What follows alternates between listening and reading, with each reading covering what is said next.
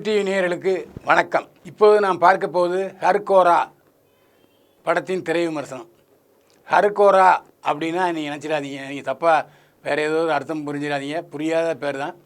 புரியும்படி சொல்ல வேண்டும் என்று சொன்னால் அஞ்சல்காரனின் ஓட்டம், இதுதான் படத்தினுடைய தலைப்பு. நாம் சொன்ன இந்த படத்தை தலைப்பில் ஒருத்தர் ஏற்கனவே கதை எழுதியிருக்கிறாரு.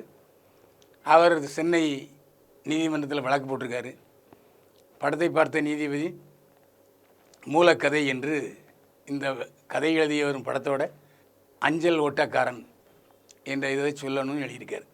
ஆக அருண் கேஸ்ட்ரோ கதை, திரைக்கதை, வசனம் எழுதி இயக்கி கதாநாயகன் நடித்திருக்கும் படம். இதுக்கு முன்னாலே பல வருஷத்துக்கு முன்னாலே அஞ்சல் ஓட்டக்காரன் என்ற பெயரில் வெளிவந்திருக்கு. இந்த படத்தில் காளி வெங்கட் முக்கியமான வேடத்தில் நடிச்சிருக்காரு. கன்னட நடிகை கௌதமியும் முக்கியமான இடத்துல நடிச்சிருக்காரு. படம் டைம் ஸ்டோரி, அதாவது நாம் சுதந்திரம் வாங்குவதற்கு முன்னால் இருந்த நிகழ்வு படத்தில் இடம்பெற்றுள்ளன. அப்போ வெள்ளைக்காரன் தான் நம்ம இந்தியாவை ஆண்டுக்கிட்டு இருந்திருக்கான். கொடுமைன்னா அப்படிப்பட்ட கொடுமை. வெள்ளைக்காரன் காலத்தில் எவ்வளோ கொடுமையை அனுபவித்தோங்கிறத இப்போ நம்ம பாடத்தில் தெரிஞ்சது கொஞ்சம், பாடத்தில் படித்தது கொஞ்சம்தான். ஆனால் நிறைய விஷயங்கள் தெரியாமல் மறைக்கப்பட்டு விட்டது. அதனால தான் நம்ம சாத்வீக முறையிலே காந்தி தலைமையில் இந்தியாவினுடைய சுதந்திரத்தை பெற்றோம். நம்ம அகிம்சை போராட்டத்தை கண்டு வெள்ளைக்காரன் ஓடிவிட்டான். வெள்ளைக்காரன் காலத்தில் வெள்ளைக்கார துறமாறு ஒரு மலை கிராமத்தில் இருக்கார். அந்த இடத்துக்கு தபால் போடணுன்னா ஒரு 20 கிலோமீட்டர் மலை மேலே ஏறணும். ஒரு மலைவாழ் கிராமத்தில்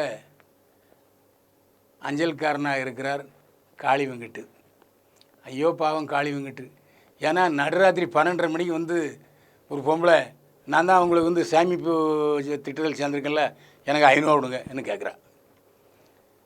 என்னம்மா 12:30 மணிக்கும் தொல்லை பண்ணுறேன்னு சொன்னோடனே அதுக்கு ஒரு 4 பேர் வந்துடுறான். ஓ அந்தம்மா போட்ட காசு தானே கேட்குறாங்க, குடியா. உடனே சரி ரைட்டுன்னு போய் பார்த்தா கணக்கில் 250 ரூபா தான் இருக்குது. யோ அதான் கஷ்டம் கேட்குதுல்ல, குடியா எப்படின்னு கட்டிடுவாங்க. இந்த மாதிரி ஊர் அந்த ஊர். அதே மாதிரி எல்லா இடத்துக்கும் நடந்தான் போகணும். மலைவாழ் கிராமம். ஏன் இப்படிப்பட்ட சூழ்நிலையை அனுபவிக்கிறார் இவங்க காளி வெங்கட்னு சொன்னால், அந்த காலத்திலலாம் அரசாங்க உத்தியோகம் தான் பொண்ணு கொடுப்பாங்க.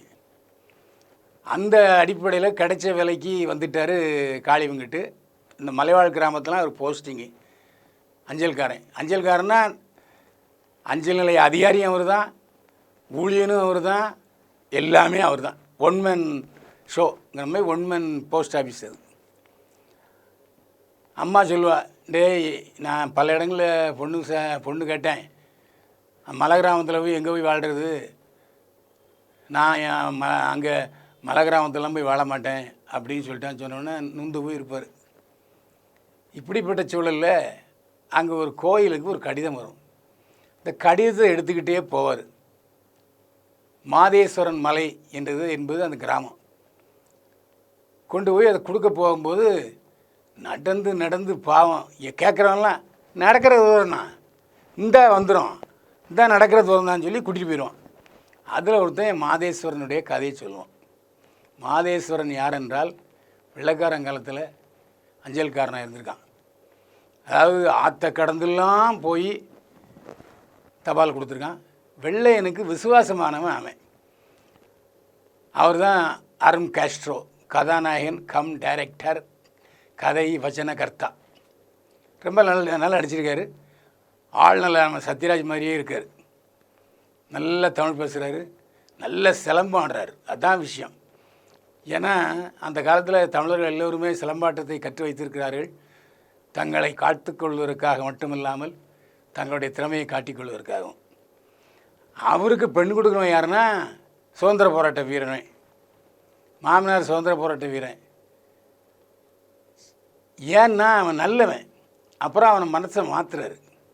இல்லைப்பா வெள்ளைக்காரன் குடும்பக்காரன், நீ அவனுக்கு லாயல்ட்டியாக இருக்கிறத நம்ம நாட்டுக்கு விசுவாசமாயிருன்னு சொல்கிறாரு.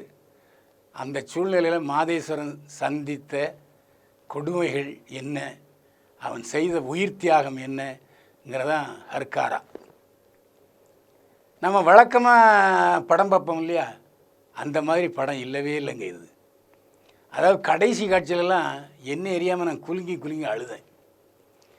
பல படங்கள் சிரிக்கிறோம் பார்த்துட்டு, பல படங்கள் நல்லா சண்டை போடுறோம் அப்படின்னு ரசிக்கிறோம், குத்தாட்டத்தை பார்த்து சொல்லி விடுறோம். இதெல்லாம் இந்த படத்தில் இல்லை சாமி. நல்ல படம். சுதந்திர போராட்டத்தில் ஜனங்க எவ்வளோ கஷ்டப்பட்டாங்க அப்படிங்கிறது தெளிவுபடுத்துகிற ஒரு நல்ல படம். கண்டிப்பாக இந்த படத்துக்கு விருது கிடைக்கும், அதில் சந்தேகமே இல்லை. ஏன்னா நாம் அஞ்சல்காரர் போஸ்ட்மேனை பற்றி போஸ்ட்மேன் தானேப்பா அப்படின்னு நினைக்கிறோம்ல, அப்படி இல்லவே இல்லைங்க. அந்த போஸ்ட்மேன் என்கிறவர் எவ்வளவு நியாயமாக நடந்துக்கிறாரு, நமக்கு எப்படிப்பட்ட தகவல்களை கொண்டு சீக்கிரமாக சேர்க்குறாரு. இப்போ கூட அந்த போஸ்ட்மேனுக்கு நம்ம மரியாதை கொடுக்கல, ஏன்னா அடுத்த காலத்துக்கு போயிட்டோம். நம்மக்கிட்ட செல்ஃபோன் வந்துருச்சு, மெசேஜ் வந்துருச்சு, வீடியோ ஃபோன் வந்துருச்சு. நான்லாம் சின்ன வயசுல பையனாக இருக்கும்போது இந்த பள்ளிக்கூடத்தில் பாஸ் மார்க் போட்டது அஞ்சல் அட்டையில் தான் வரும். நாங்கள் போஸ்ட்டு தபால் கார்டில் தான் எழுதி கொடுத்துருவோம், தபால் கார்டு வரும், அதை எதிர்பார்த்து காத்திருப்போம். எனவே அந்த போஸ்ட்மேனுடைய பவரை புரிஞ்சுக்கிட்டவங்க எங்கள் ஜென்ரேஷன்காரங்க. அந்த அளவுக்கு இந்த படத்தில் ஒரு சுதந்திர போராட்ட மையமையும் சொல்லியிருக்காங்க, ஒரு அஞ்சல்காரனுடைய முக்கியத்துவத்தையும் சொல்லியிருக்காங்க. இந்த படத்தை பார்த்த பிறகு யாராவது போஸ்ட்மேனை பார்த்தா சார் வணக்கம் சார் அப்படின்னு சொல்ல தோணுகிற வகையில் அருண் காஸ்ட்ரோ கதை திரைக்கதை வசனம் எழுதி வைக்கிறார். கல்பனான்னு கன்னட பொண்ணு ஒன்று கதாநாயகி நடிச்சிருக்கு. பிரமாதமான எக்ஸ்பிரஷன்ஸ், அட்டேங்கப்பா அட்டகாசம் பண்ணியிருக்கு அந்த பொண்ணு. அதேமாதிரி இந்த படத்தில் நடித்த எல்லாருமே தங்களுடைய பாத்திரமாக வாழ்ந்திருக்கிறார்கள் என்று சொல்லணும். எனக்கு இந்த படத்தை பார்க்கும்போது படம் பார்த்த உணவே இல்லைங்க. அந்த மலை கிராமத்தில் அப்படியே சுற்றி அந்த எவ்வளோ கஷ்டப்படுறான் போஸ்ட்மேனுங்கிற உணர்வை அனுபவித்தது தான் எனக்கு தோணுச்சு. லோகேஷ் இளங்கோவன் ஒளிப்பதிவு செய்திருக்கிறார். இதுவரை எத்தனையோ ஒளிப்பதிவை நாம் பாராட்டியிருக்கோம், ஆனால் இந்த மனுஷன் எவ்வளோ கஷ்டப்பட்டுருவான்னு தெரியுது. ஏன்னா அவ்வளவு மலை, ஃபுல்லாக மலை, எவ்வளவு கஷ்டப்பட்டுருப்பாருங்கிறது அந்த சினிமாவில் இருக்கிற என்ன போன்றவர்களுக்கு நல்லா தெரியும். அவ்வளோ கஷ்டப்பட்டு இந்த படத்தை கொடுத்துருக்காரு லோகேஷ் இளங்கோவன். நிச்சயமாக அவருக்கும் ஒரு விருது கொடுக்கணுங்க. சிறந்த இசையமைப்பாளர் லோகேஷ் இளங்கோவன். ராம் சங்கர் இசையமைத்திருக்கிறாரு. படத்தில் ஒரு ரெண்டு சின்ன பாட்டு வருது. ஆனால் பின்னணி இசை அந்த காலத்து இசையை கொடுத்துருக்காரு. அதே போல் இந்த காலத்து இசையும் கொஞ்சம் காட்டியிருக்கிறாரு ராம் சங்கர். இசையும் பாராட்ட வேண்டிய விஷயந்தான். இந்த அருண் காஸ்ட்ரோ இந்த படத்தை எடுக்க வேண்டும் என்ற அந்த உணர்வை ஏற்படுத்தி பாருங்கள், அதுவே பெரிய பாராட்டுறதுக்குரிய விஷயம். இந்த படத்துக்காக அந்த மனுஷன் ரத்தம் செஞ்சிருக்காரு. ஏன்னா அது சொல்ல முடியாது. அந்த அதாவது கட்டவுமே தூக்கில் போட்டதையே நம்மளால் தாங்கிக்க முடியல.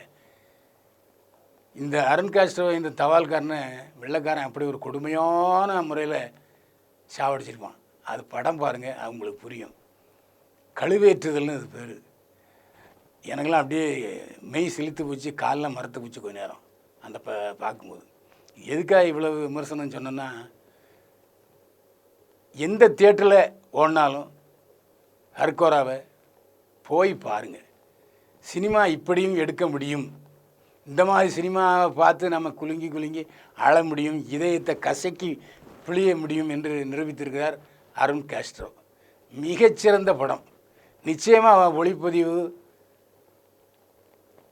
சிறந்த படத்துக்கான விருதெல்லாம் இந்த படத்துக்கு கண்டிப்பாக கிடைக்கும். தியேட்டரில் போய் பார்த்தா தான் ஹர்கோராவுடைய அனுபவம் உங்களுக்கு புரியும். ஒரு ஊட்டி மலைப்பிரதேசத்தில் வாழ்ந்த அனுபவங்களுக்கு கிடைக்கும். பைல்வான் பார்வையில் ஹர்கோராவுக்கு 100க்கு 63 மதிப்பெண்கள். மீண்டும் சந்திப்போம். வாழ்க வளமுடன்.